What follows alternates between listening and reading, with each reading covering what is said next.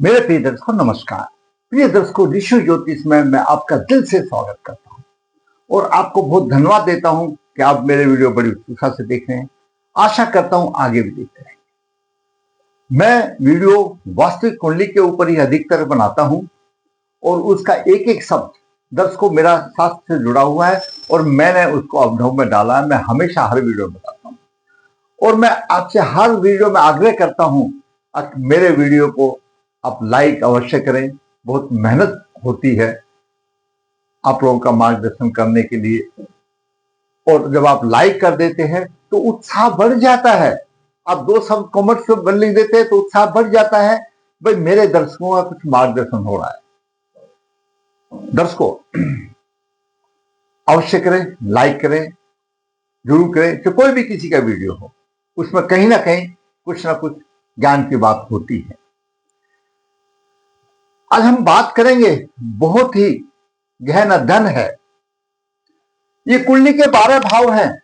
हम हमेशा कहते हैं छठा, आठवां, द्वादश भाव या शुभ भाव है, हो भी, लेकिन हर भाव का अपना अपना महत्व है। एकादश भाव छठे से छठा परम पापी माना गया है। तीसरा, छठा, एकादश तृष्णाय बोला गया है, अशुभ बोला गया हुआ। पहले जमाने में आध्यात्मिक का टाइम था तो इसको नहीं मानते थे, लेकिन क्योंकि आमदनी का भाव है एकादश भाव और काम त्रिकोण का तीसरा पद है, अगर आपका एकादश भाव मजबूत है तो वो आपको समाज से जोड़ता है, आपको प्रसिद्धि से जोड़ता है, आपको इज्जत से जोड़ता है, आपको नेतृत्व करने की क्षमता देता है एकादश भाव। आपकी लगन कुंडली कोई भी होने दो, यहां पर कोई भी राशि होने दो, लगन कुंडली कोई भी हो, मैं आपको 4-5 योग बताता हूं। लगने से एकादश भाव में हो, लगन का स्वामी एकादश भाव में हो, अति सुंदर होता है। धन की कोई कमी नहीं होती, वैभव होता है, मोटर गाड़ी सब कुछ होता है एकादश भाव में। एकादश भाव का स्वामी स्वयं राशि में हो तो और सोने पे सुहागा हो गया, वो भी हो सकता है। यानी एकादश भाव का स्वामी अपने ही भाव में हो। आगे द्वादश भाव का स्वामी एकादश भाव में हो, देखिए यह है विचित्र बात। जबकि बाकी क्या बोलते हैं हम कि 6, 8, 12 भाव के स्वामी अशुभ होते हैं, वो इन भावों को छोड़ करके जहां बैठेंगे अशुभ फल देंगे, उस भाव की हानि करेंगे। यह है, ये सिद्धांत है। लेकिन यह भी एक सिद्धांत है, अगर 12वें भाव का स्वामी 11वें भाव में बैठेगा, देखो क्या विचित्र है, हम बताएंगे आपको, आगे भी देखें। 10वें भाव का स्वामी अगर 10 में ही हो, कितनी अच्छी बात है ना, अच्छी बात।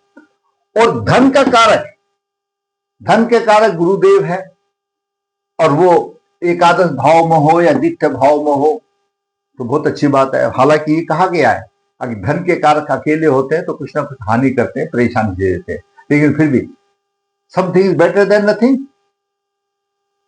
और गुरु और चंद्रमा का 9 पंचम योग हो, ये सब के सब लक्ष्मी योग हैं। गुरु चंद्रमा का आपस में 9 पंचम योग हो, लक्ष्मी योग है। और एकादश भाव स्वयं लक्ष्मी है भाई, और वहां पर लगन का स्वामी जाकर के बैठ जाए तो लक्ष्मी माता के तो न्यारे न्यारे हो जाते हैं। ये सारी चीजें हैं। आज का मुख्य उद्देश्य है द्वादश भाव का स्वामी एकादश भाव में। आपका 12वें भाव में कोई भी राशि है उसका स्वामी एकादश भाव में हो तो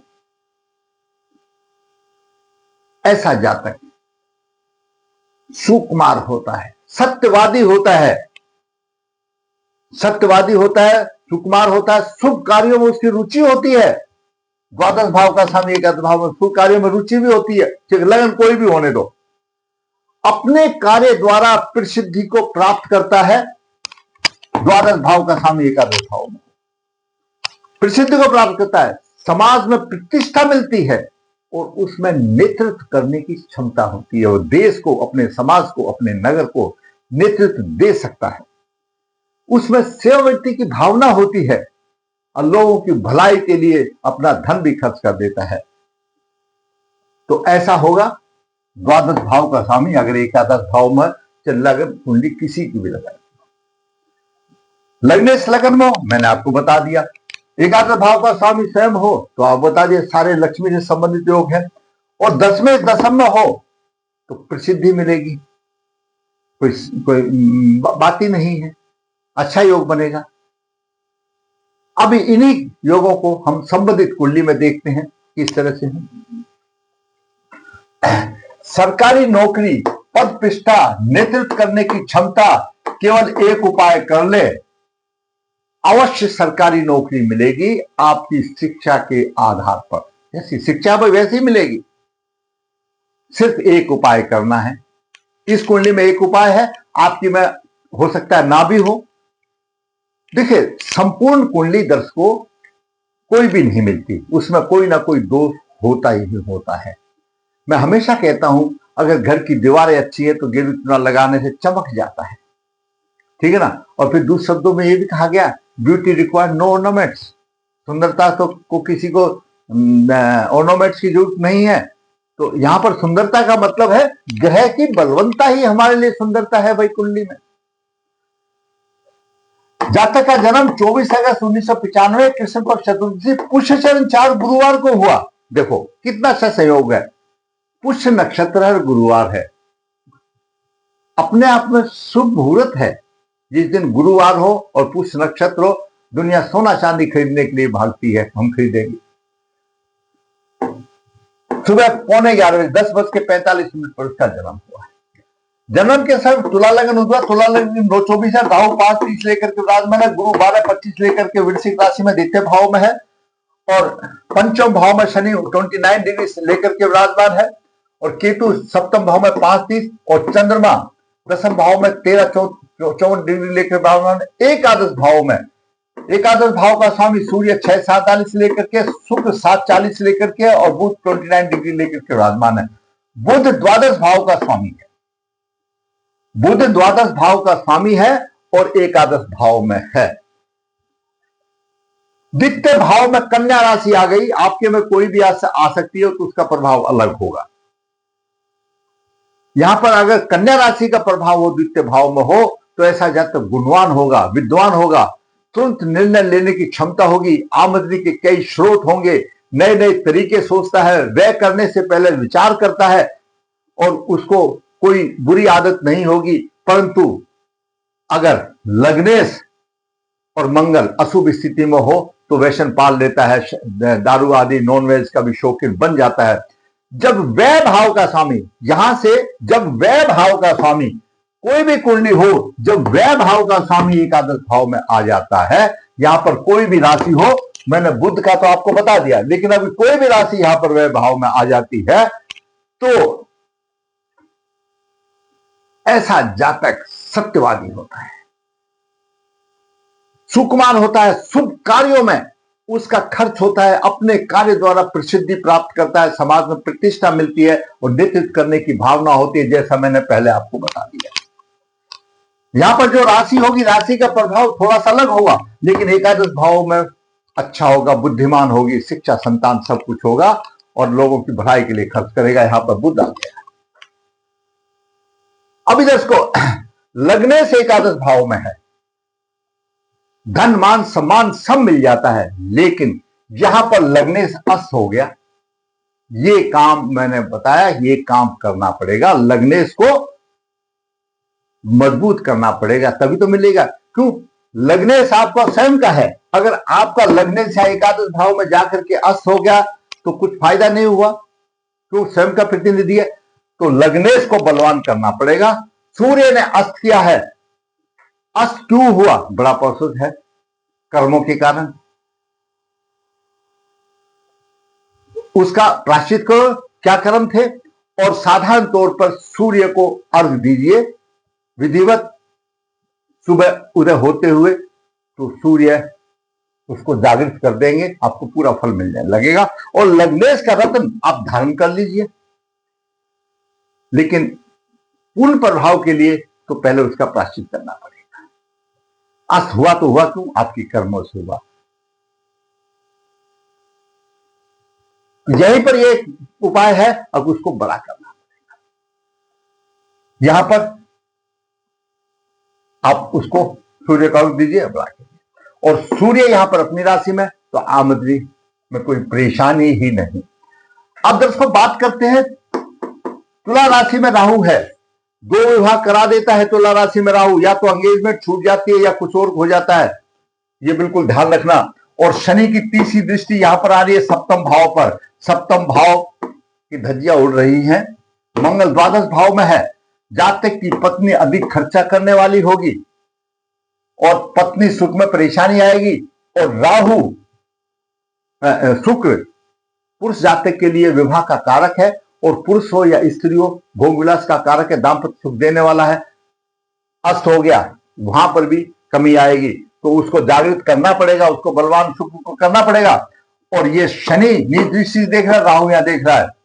पुरुष है तो कुंभ विवाह करना पड़ेगा, कन्या है तो पुरुष है तो अर्क विवाह, कन्या है तो कुंभ विवाह करना पड़ेगा, तो जाके जीवन सफल होगा। नहीं तो दूसरी 2 शादियां तो होंगी, चाहे टूट जाए या कुछ भी हो, वो 2 शादियां होंगी। ये शादी से संबंधित था, चलो बता दिया। बात थी यहां पर एकादश भाव में और सरकारी नौकरी की। चंद्रमा अपनी राशि में है, माना कि कृष्ण पक्ष चतुर्दशी का है, लेकिन गुरु नवम दृष्टि से, उस दृष्टि से दशम भाव को देख रहा है। 110% उसको सरकारी नौकरी मिलेगी जब दशांतर दशा आ जाएगी, मिलेगी। क्यों? गुरु और चंद्रमा नव पंचम योग बन रहा है। गुरु तीर्थ भाव का सामने पराक्रम से धन के करेगा, धन की वृद्धि करेगा, कुटुंब को देखेगा, और नवम दृष्टि यहां देगा। और गुरु की छठी दृष्टि यहां पर आ रही है, संघर्ष में है, साहसी भी बनाएगा, और अपने बुद्धि बल से, ज्ञान से शत्रुओं को यहां पर शमन करेगा। और गुरु नवम दृष्टि से यहां पर चंद्रमा दशम भाव को देख रहा, उच्च दृष्टि से देख रहा है, एकदम टक देसी फार्म भरा नहीं, क्योंकि तीर्थ भाव भी बलवान है, गुरु बलवान है, तीर्थ भाव भी बलवान है, कोई कमजोर नहीं है। मंगल भी देख रहा है तीर्थ भाव को, तीर्थ भाव बलवान है, लेखन शक्ति भी अच्छी है, ज्ञान भी है।